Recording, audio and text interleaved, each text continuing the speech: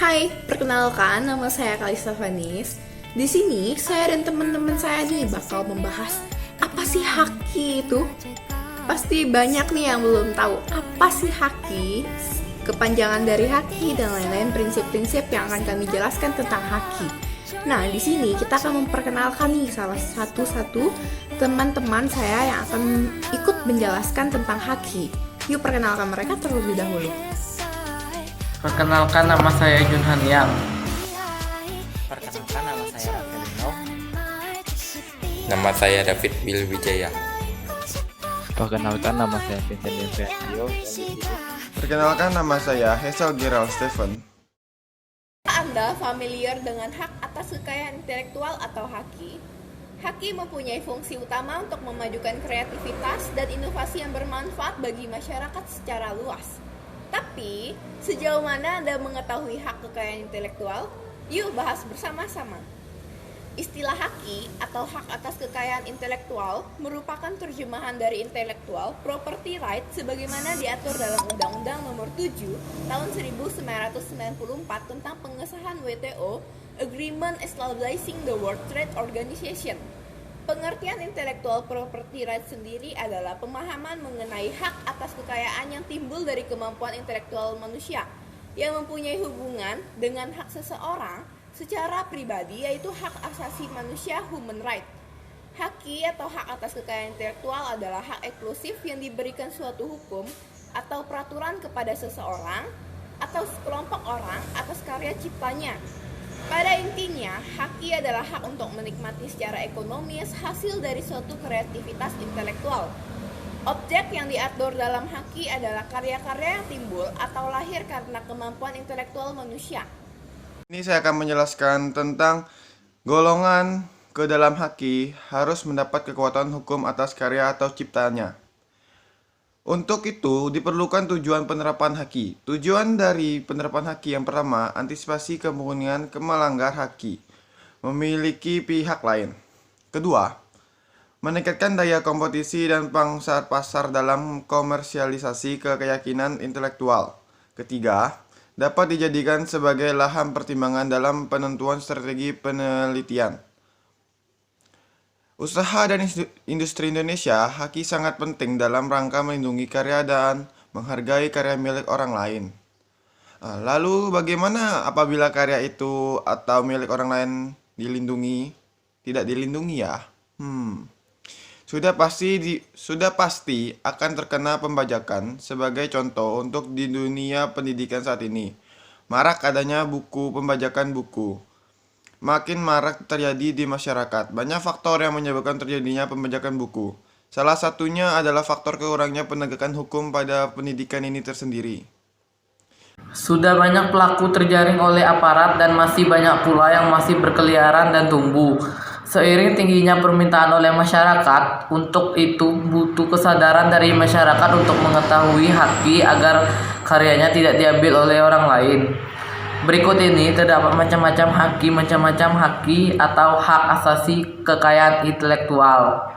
Yang pertama, hak cipta. Hak cipta adalah hak khusus bagi pencipta untuk mengumumkan atau memperbanyak ciptaannya. Termasuk ciptaan yang dilindungi adalah ciptaan dalam bidang ilmu pengetahuan, sastra, dan seni. Hak cipta diberikan terhadap ciptaan dalam ruang lingkup bidang ilmu pengetahuan, kesenian, dan kesastraan. Hak cipta hanya diberikan secara eksklusif kepada pencipta, yaitu seseorang atau beberapa orang secara bersama-sama yang atas inspirasinya lahir suatu ciptaan berdasarkan pikiran, imajinasi, kecekatan, keterampilan, atau keahlian yang dituangkan dalam bentuk yang khas dan bersifat pribadi. 2.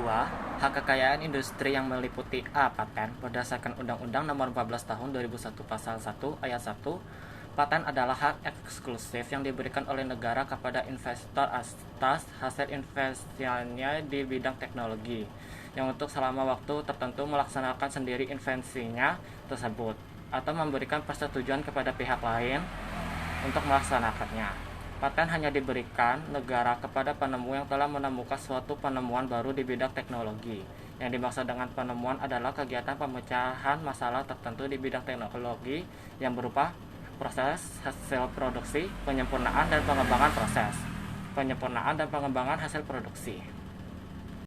Berdasarkan Undang-Undang Nomor 15 Tahun 2001, Pasal 1 Ayat 1, merek adalah tanda atau berupa gambar, nama, kata, huruf-huruf, angka-angka, susunan warna, atau kombinasi dari unsur-unsur tersebut yang memiliki daya pembeda dan digunakan dalam kegiatan perdagangan barang atau jasa.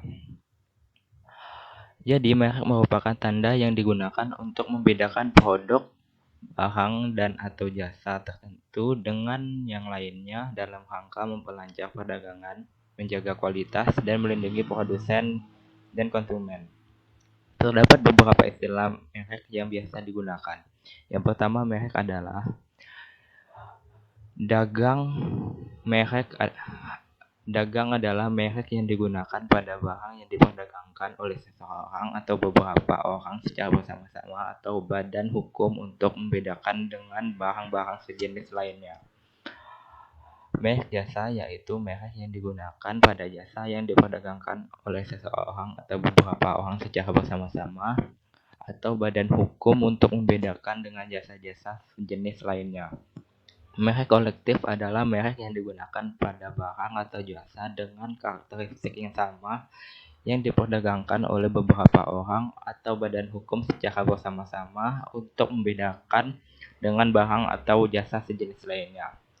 Hak atas merek adalah hak khusus yang diberikan kepada negara kepada pemilik merek yang terdaftar dalam daftar hukum merek untuk jangka waktu tertentu, menggunakan sendiri merek tersebut atau memberi izin kepada seseorang atau beberapa orang secara bersama-sama atau badan hukum untuk menggunakannya.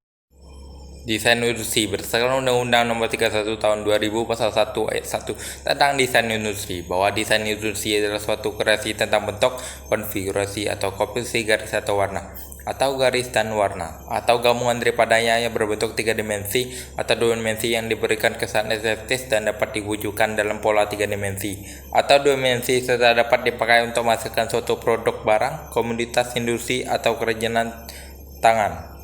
Desain tata letak sirkuit terpadu berdasarkan Undang-Undang Nomor 32 Tahun 2000 Pasal 1 Ayat 1 tentang desain tata letak sirkuit terpadu bawah.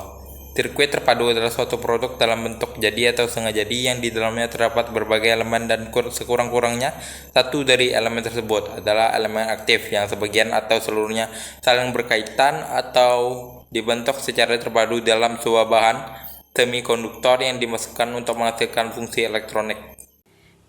Rahasia dagang. Menurut Undang-Undang Nomor 30 Tahun 2000 tentang rahasia dagang bahwa rahasia dagang adalah informasi yang tidak diketahui oleh umum di bidang teknologi atau bisnis, mempunyai nilai ekonomi karena berguna dalam kegiatan usaha dan dijaga kerahasiaannya oleh pemilik rahasia dagang.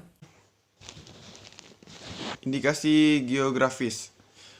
Berdasarkan hukum Undang-Undang Nomor 15 Tahun 2001 Pasal 56 Ayat 1 tentang merek, bahwa indikasi geologis dilindungi sebagai suatu tanda yang menunjukkan daerah, asal-usul barang, termasuk faktor alam, faktor manusia, atau kombinasi dari kedua faktor tersebut, memberikan ciri khas dan kualitas tertentu pada barang yang tersendiri. Prinsip-prinsip haki atas keyakinan intelektual atau disebut Prinsip-prinsip hak atas kekayaan intelektual adalah sebagai berikut. 1. Prinsip ekonomi. Dalam prinsip ekonomi, hak intelektual berasal dari kegiatan kreatif dari daya pikir manusia yang memiliki manfaat serta nilai ekonomi yang akan memberi keuntungan kepada pemilik hak cipta. 2. Prinsip keadilan. Prinsip keadilan merupakan suatu perlindungan hukum bagi pemilik suatu hasil dari kemampuan intelektual sehingga memiliki kekuasaan dalam penggunaan hak untuk kekayaan intelektual dalam karyanya. Prinsip budayaan. Prinsip budayaan merupakan pengembangan dari ilmu pengetahuan sastra dan seni guna meningkatkan taraf kehidupan serta memberikan keuntungan bagi masyarakat, bangsa, dan negara. Baiklah teman-teman, itu saja yang bisa saya dan teman-teman saya sampaikan. Jika ada kesalahan kata atau kesalahan pembicaraan kami yang tidak jelas, kami mohon maaf dan semoga ilmu yang kami sampaikan bisa bermanfaat untuk Anda. Terima kasih, sampai jumpa.